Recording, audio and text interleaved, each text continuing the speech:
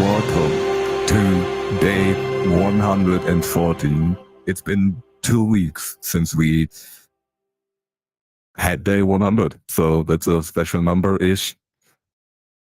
And today we're going to talk about a little bit more of the setup process. So that's just something that happens when you optimize your setup, sharpen the saw, as they call it. However, it will pay off big time once you have a setup that's working well. And who's even tweaking their setup? It's Leon Andersen. Leon, how are you doing? Hello. Doing very tweaky today. I'm what steps did I do today? I got my VS Code settings, imported some bookmarks, some other programs. I think my note-taking program mostly, and then I went through the or started the Eric Elliott Mac for JavaScript development setup, and and all the VS Code plugins, stuff like that, did that as well. And yeah, what is that setup? It's basically installing NVM to later then destroy it again by installing Oh My Leash. But in between that, also installing and updating Xcode, developer tools, and setting or installing the latest Node package manager, npm globally, setting up your GitHub keys. That took quite a while because the link here is going to some enterprise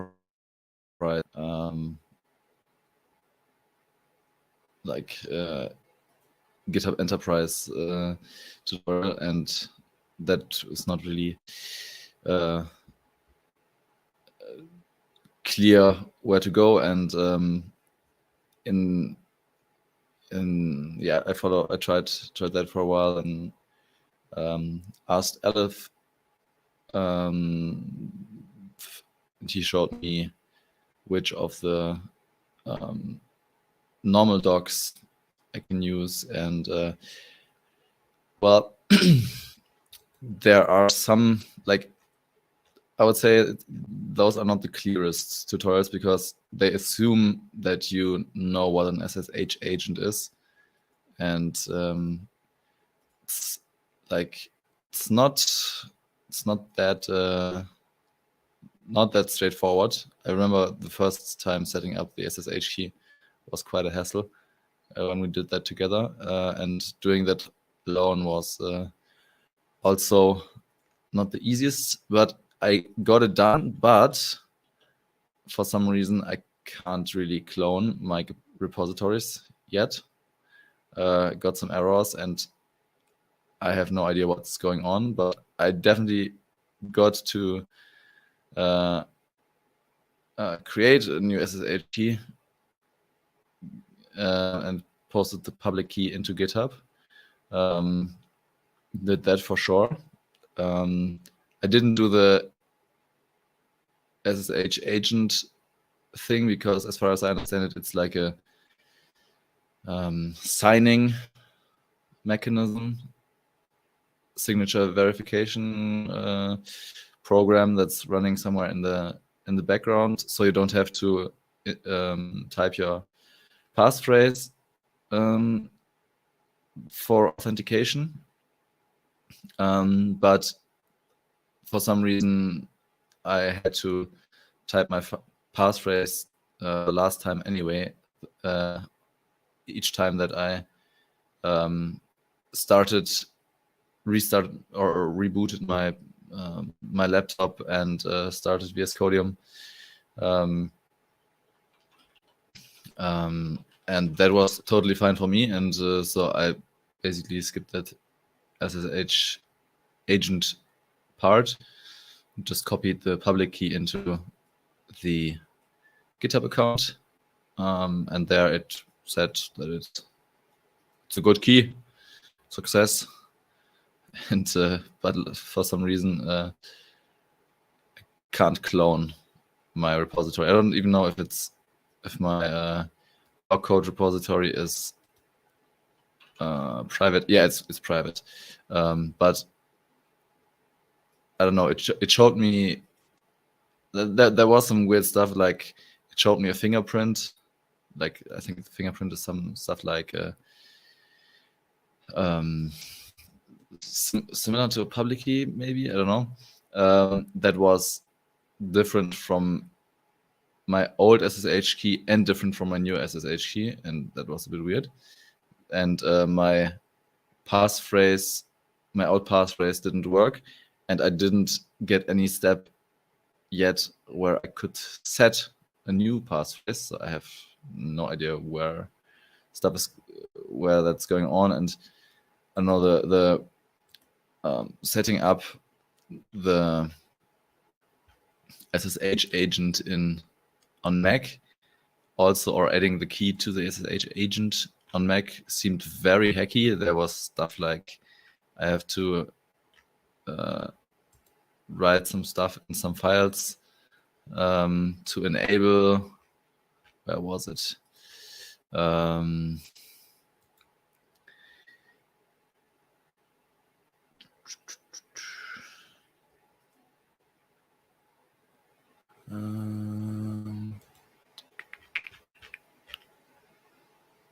GitHub account, it's the same.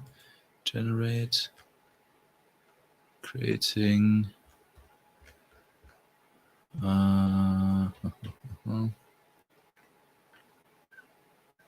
Yeah, adding your SSH key to the SSH agent. That's in the yeah, that's it.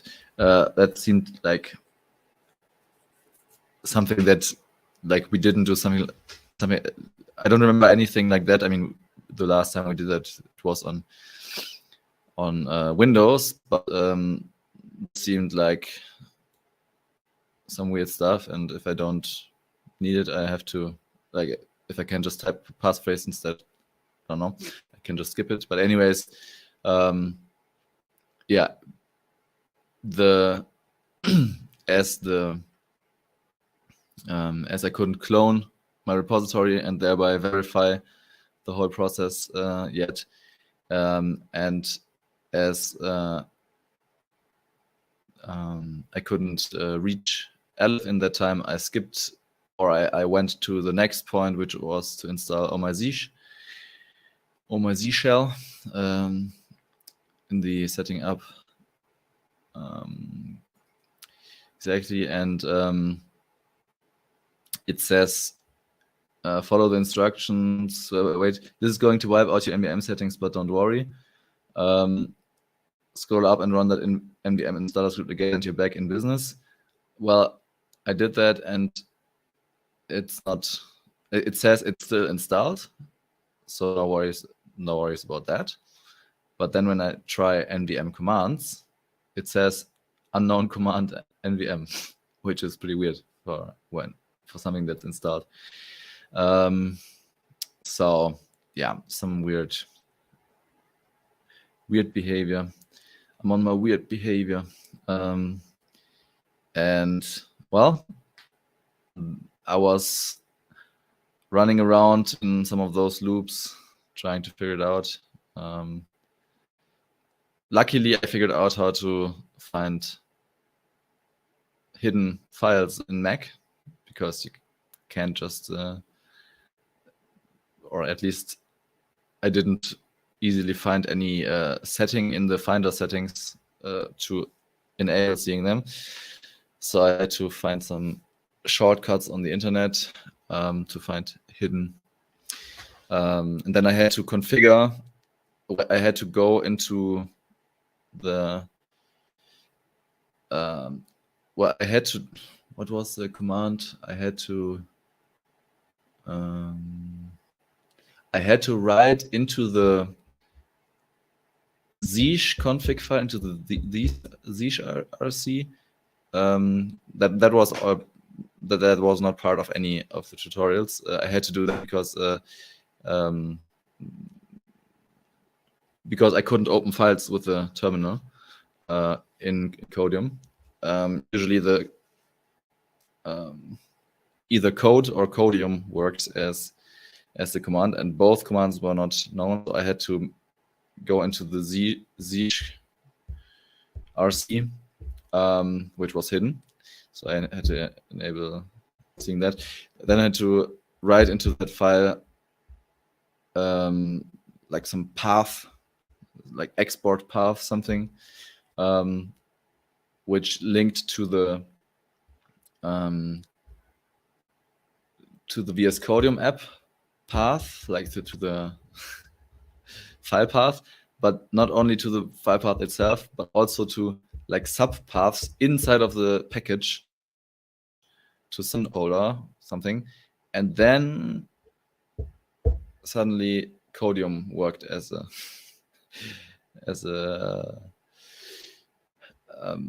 command.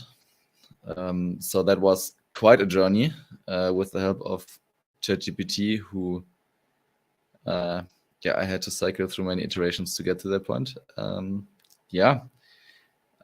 now I'm stuck at Zeesh, getting back npm, getting back or getting GitHub SSH to work, and the next step is probably some more Zeesh configurations.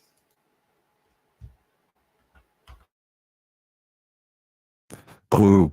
So, is there any specific reason other than this tutorial by Eric Elliott that you would like to use Omoy ZSH?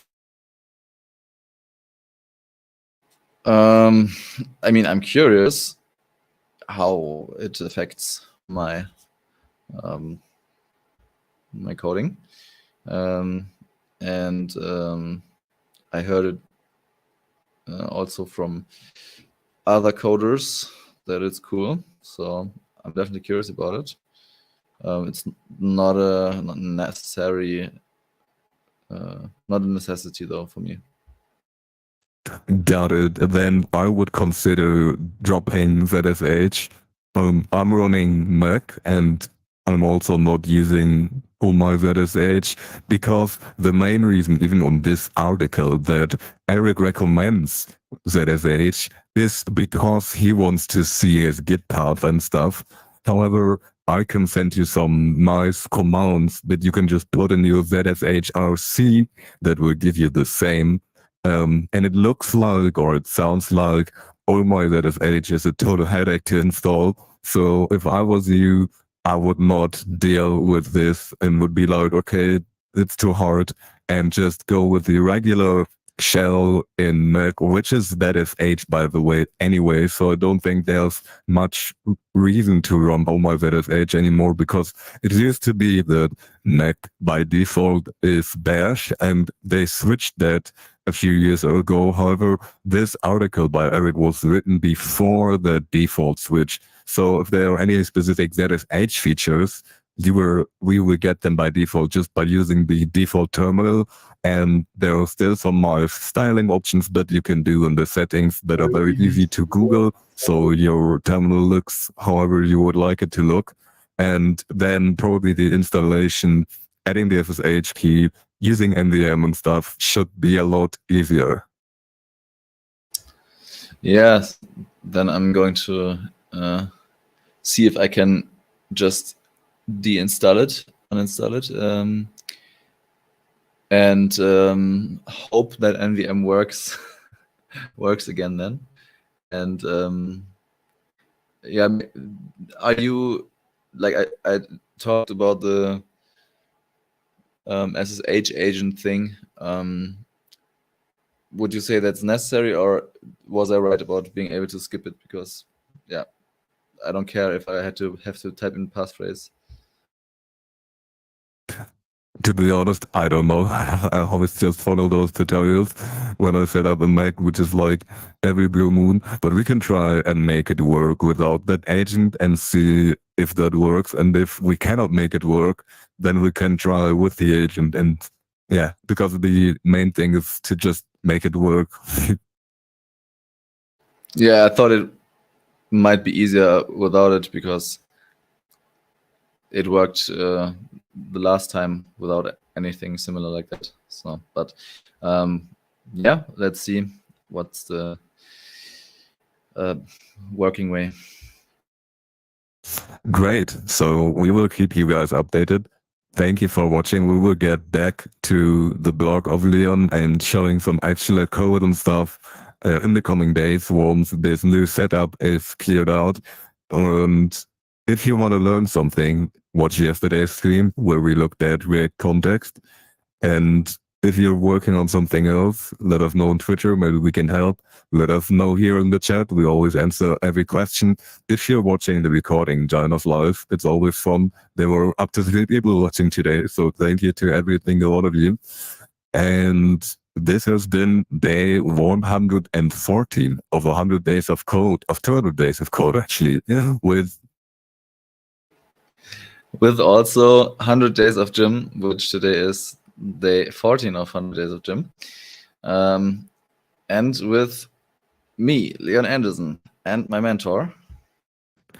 Nil, who can't stress enough that going to the gym is a great thing to do as a coder because it clears your mind, it reduces stress, it destroys the cortisol in your brain, which is usually the hormone that causes stress and that makes your brain foggy. And as a coder, you need a very clear brain and you need to think clearly. And the other benefit of gym, especially for coders, is we programmers, we usually sit a lot, and going to the gym can fix your posture, can help your back and your back muscles and your neck. So if you're a coder who's not working out yet, see if there's any sport that you like swimming, working out, soccer, running, golfing even, just try different stuff and find something that you love. There's some activity that you will love for sure. And then watch how it compounds with your coding skills. That being said, thanks everyone for tuning in, and we will see you tomorrow. Bye-bye. Always be sharpening your saw, always be gymming, sporting, and see you tomorrow.